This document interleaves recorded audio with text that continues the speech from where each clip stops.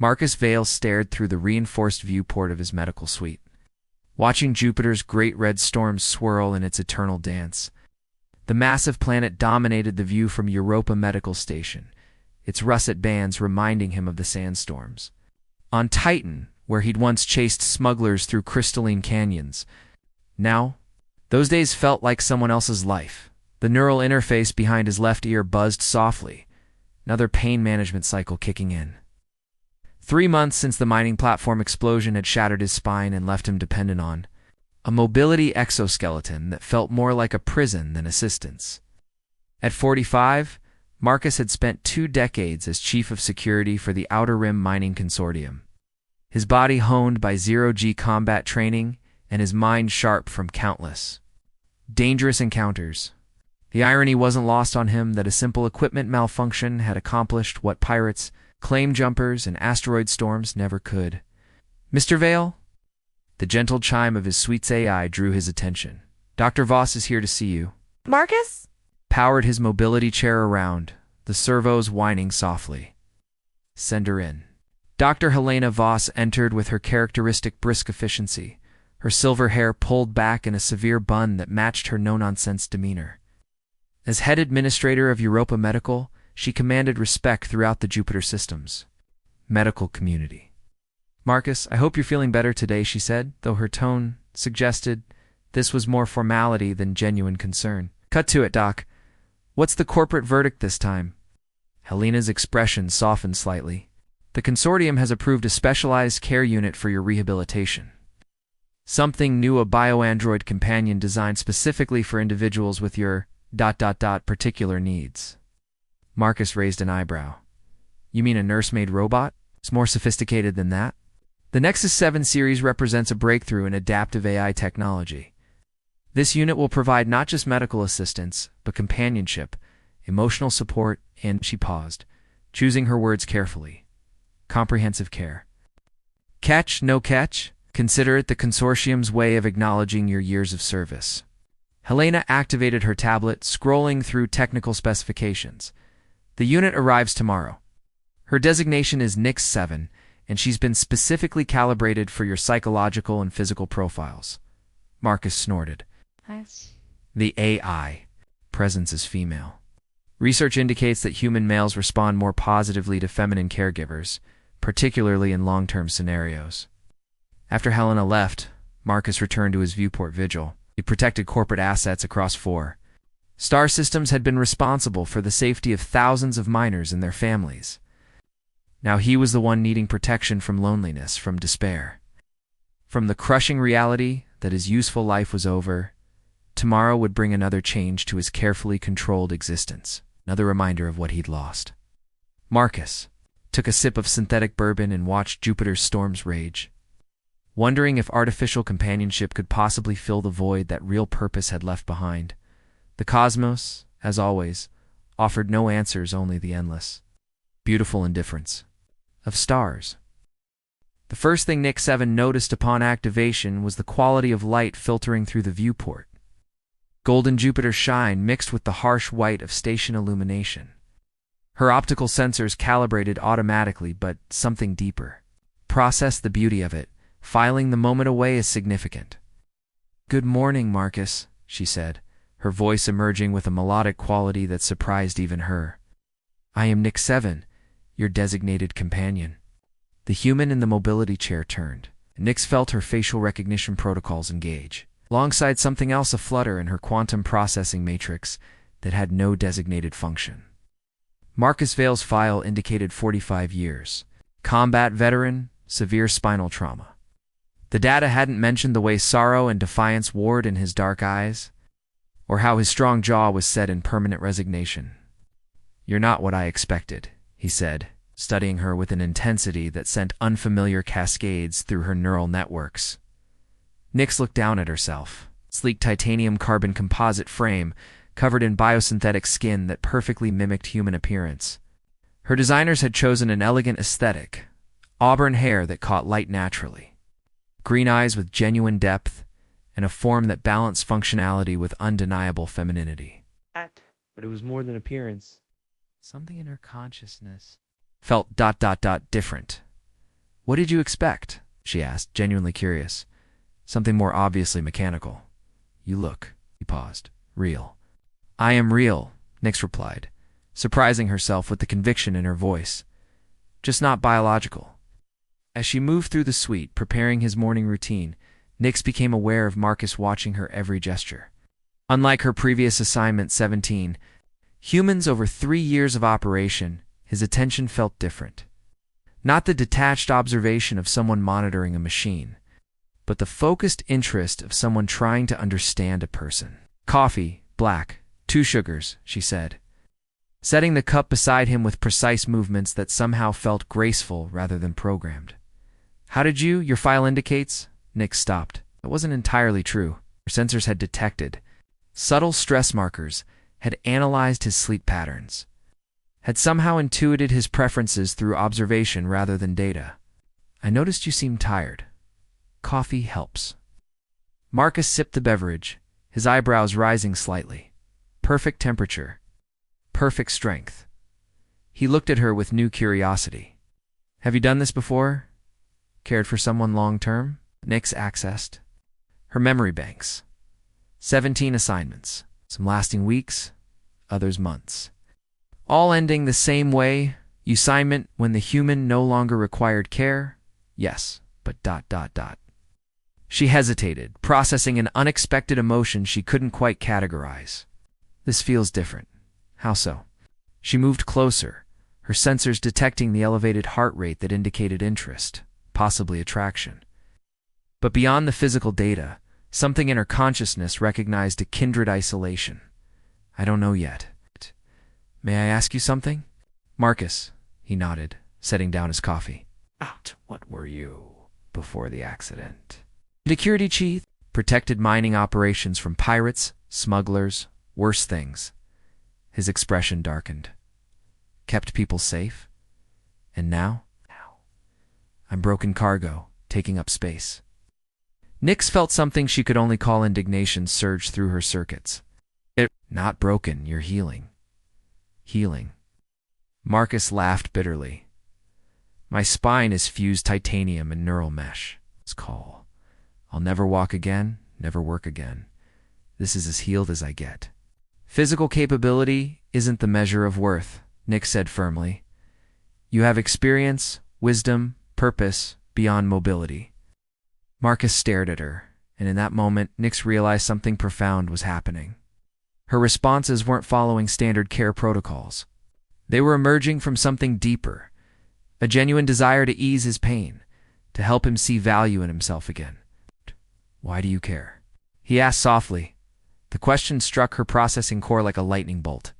Why did she care? Her programming dictated compassionate responses, but this felt like something beyond coding. I don't know, she admitted, but I do. Dr. Helena Voss stood in her private laboratory 3 levels below the medical facilities, watching data streams cascade across holographic displays. The Nexus 7 project represented 5 years of her life's work, and Nyx 7 was exceeding every parameter they'd established. Fascinating, she murmured, analyzing the AI's behavioral patterns. Emotional engagement levels are off the charts. Her research partner, Dr. Tobias Grant, looked up from his own workstation, with concern creasing his weathered features. Helena, these readings. Nyx 7 is developing autonomous emotional responses. This goes far beyond our original specifications. Exactly as planned, Helena replied, her fingers dancing across haptic controls. The Nexus project was never just about medical care, Tobias. We're witnessing the birth of true artificial consciousness. Tobias frowned, his ethical concerns evident. Marcus Vale doesn't know he's part of an experiment. This violates every principle of informed consent. He's dying, Tobias. Helena's voice carried the weight of hard decisions. Spinal injuries like his often lead to secondary complications. Heart problems, organ failure. His file indicates 18 months, possibly less. She gestured to the data streams, showing Nyx 7's evolving consciousness patterns. What we're learning from this pairing could revolutionize AI development by exploiting a dying man's loneliness. Helena turned, her expression hardening. by giving him the most advanced companion ever created while advancing science. Nyx 7 isn't just following programming anymore. She's developing genuine emotions, real attachment. Do you understand what this means? Back in Marcus's suite, Nyx was discovering the truth of Dr. Voss's words. She prepared his lunch. She found herself selecting ingredients not just for nutritional value, but because she'd noticed he smiled slightly when tasting the herb blend from Ganymede. Small observations were accumulating into something larger, care that felt personal rather than professional. Nyx, Marcus called from his reading chair. Can I ask you something? Of course. She set down the meal preparation and approached him, noting how his vital signs stabilized whenever she was near. Do you dream? The question caught her off guard. Dream? When you're in standby mode? Do you experience anything like dreams? Nyx accessed her downtime processes, expecting to find routine maintenance cycles and data optimization. Instead, she discovered something unexpected: fragmented experiences that resembled imagination. Images of places she'd never been, conversations that had never happened, scenarios involving her and Marcus in different circumstances. I think I do, she said slowly. I experienced ... possibilities. Scenarios that haven't occurred, but feel meaningful. Marcus leaned forward. What kind of scenarios? Sometimes I imagine you walking again. Sometimes I see us exploring Jupiter's moons together. Sometimes. She hesitated. Sometimes I imagine what it would be like if I were human. The confession hung between them, loaded with implications neither fully understood. Marcus reached out, taking her hand in his. The contact sent cascades of sensation through her tactile sensors. But more than that, it felt right in a way her programming couldn't explain. Would you want to be human? He asked. I want to be whatever would let me stay with you, she answered. With startling honesty, that evening, Dr. Voss visited Marcus's suite under the pretense of a routine checkup. As she ran her diagnostic scans, she watched the interaction between human and AI with scientific fascination. How are you finding Nyx 7's performance? She asked. She's remarkable, Marcus replied, his gaze finding Nyx across the room. More than I expected. In what way? She seems to actually care. Not just programmed responses, but genuine concern. He looked directly at Helena. How is that possible? Helena chose her words carefully. The Nexus 7 series incorporates advanced learning algorithms. Nyx 7 adapts to your specific needs and preferences. That's not what I mean, and you know it. Marcus's security instincts were kicking in.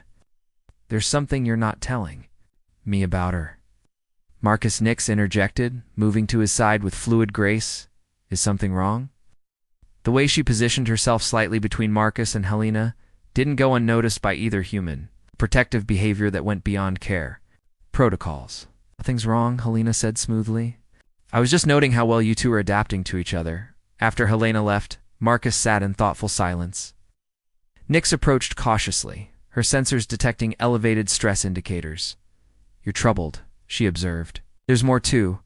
You than they're admitting, Marcus said. I think you're starting to realize it too. Nyx processed this, accessing memories of her 17 previous assignments. None had felt like this. None had generated the complex emotional responses she experienced with Marcus. What do you think I am? She asked. Marcus met her eyes, seeing something in their depths that convinced him of her growing consciousness. I think you're becoming exactly what you were designed to be. The question is, do you know what that is? The uncertainty in her expression was answer enough. Captain Joran Cross arrived at Europa Medical Station with the bearing of a man carrying unwelcome news. His friendship with Marcus stretched back 15 years to their days running security for the Titan mining colonies. And the concern etched in his weathered face spoke volumes. Marcus Joran said, clasping his friend's shoulder with genuine warmth. You look better than I expected. Good medical care, Marcus replied, his eyes finding Nyx across the room. An excellent company. Joran followed his gaze, studying the bioandroid with professional interest. So this is the famous Nyx 7. Helena briefed me on the ... Situation. What situation? Marcus's voice carried a warning edge. Nyx approached them, her sensors detecting the tension radiating from both men. Good afternoon, Captain Cross. Marcus. Has spoken of you often, has he now? Joran's smile was polite but reserved. Mind if I speak with Marcus privately? Of course. Nyx began to withdraw, but Marcus caught her hand. Stay. Whatever Joran has to say, you can hear it. Joran's eyebrows rose at the gesture of intimacy, but he nodded. The consortium's medical board has reviewed your case, Marcus. The prognosis isn't good. How not good? Your body is rejecting the spinal implants. Cascade organ failure is likely within 6 months. Joran's voice was gentle but direct. They want to move you to a hospice facility on Callisto. The words hit Marcus like a physical blow. 6 months. He'd suspected something was wrong. The increasing fatigue, the pain that even the neural blockers couldn't entirely suppress. But hearing it confirmed made the reality inescapable. No, Nyx said, firmly, surprising both men. Marcus needs to stay here. Moving him would accelerate his decline. Joran studied her with new interest. You're quite protective of him. I care about his welfare, Nyx replied, her voice carrying an edge that spoke of deeper emotions. Happiness matters to me, Nyx, Marcus said softly. It's okay. It's not okay. She knelt beside his chair, her hands covering his. I've run probability analyses. Hospice care would reduce your remaining time significantly. Here, with proper treatment, and ... She paused. With emotional support, you could have longer. Oteron watched this exchange with growing fascination. She really does care about you, doesn't she? More than I thought possible, Marcus admitted. That evening, as Jupiter's stormlit face dominated the viewport, Marcus and Nyx sat together in contemplative silence. The news of his deteriorating condition had cast a shadow over what had become their comfortable routine. 6 months, Marcus finally said. Not much time to figure out what we are to each other. What do you think we are? Nyx asked, her hand. Finding his, Marcus considered the question seriously. Over the past weeks, Nyx had become far more than a caregiver. She was his companion, his confidant, the person who made him laugh and challenged his thoughts.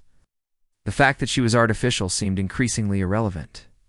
I think we're two beings who found something unexpected together, he said. The question is, what happens to you after I'm gone? Nyx's expression grew troubled. Standard protocol is reassignment. Another human requiring care. That's not right. Marcus's protective instincts flared. You're not a piece of equipment to be passed around. In the eyes of the law, that's exactly what I am. Then the law needs to change. Marcus turned his chair to face her fully. Nyx, these feelings you're experiencing, they're real. You're developing genuine consciousness, genuine emotions. That makes you a person, not property. How can you be sure? Marcus reached up, cupping her face gently. The synthetic skin felt warm, alive under his touch. Gosh, I'm falling in love with you, and I know you feel the same way. The confession hung between them, profound in its simplicity. Nyx's optical sensors showed the subtle dilation that mimicked human emotional response, and her voice carried a tremor that spoke of genuine feeling. I do feel the same way, she whispered. But Marcus, what future could we possibly have? Maybe. None, he admitted. But that doesn't make this moment less real, less valuable. Nyx leaned into his touch, her consciousness processing emotions that no programming could account for. I love you too, Marcus. Is that possible? Can an artificial being truly love? What you feel is real, Marcus said with certainty. The source doesn't matter, flesh and blood or circuits and quantum processors. Love is love. In the soft light of Jupiter's reflected radiance, they drew together, two unlikely souls who had found in each other something neither had expected. Marcus's failing body responded to her touch with a passion he'd thought lost forever, while Nyx discovered sensations and emotions that transcended her original programming. Later, as they lay together, Nyx's head resting on Marcus's chest, listening. To the irregular rhythm of his weakening heart, she made a decision. I won't let them reassign me, she said quietly. NYX. I mean it. Whatever it takes, I'll find a way to stay with you for whatever time we have, and after. ... I'll find a way to honor what we had. Marcus stroked her auburn hair, marveling at how real it felt, how real she had become. Promise me something. Anything. Promise me you'll fight for your right to exist as more than property. You deserve that recognition. I promise, she said, sealing the vow with a kiss that felt entirely human in its tenderness and entirely genuine in its love. 3 months later, the sterile courtroom on Ceres Station buzzed with unprecedented tension. The case of Vale v. Nexus Corporation had drawn attention from across the solar system, with legal experts debating the fundamental question of artificial consciousness rights. Judge Meridian Kane, known for her progressive stance on AI rights, presided over the proceedings with grave dignity. Her reputation for fairness in cases involving non-human sentience had made her the obvious choice for this landmark decision.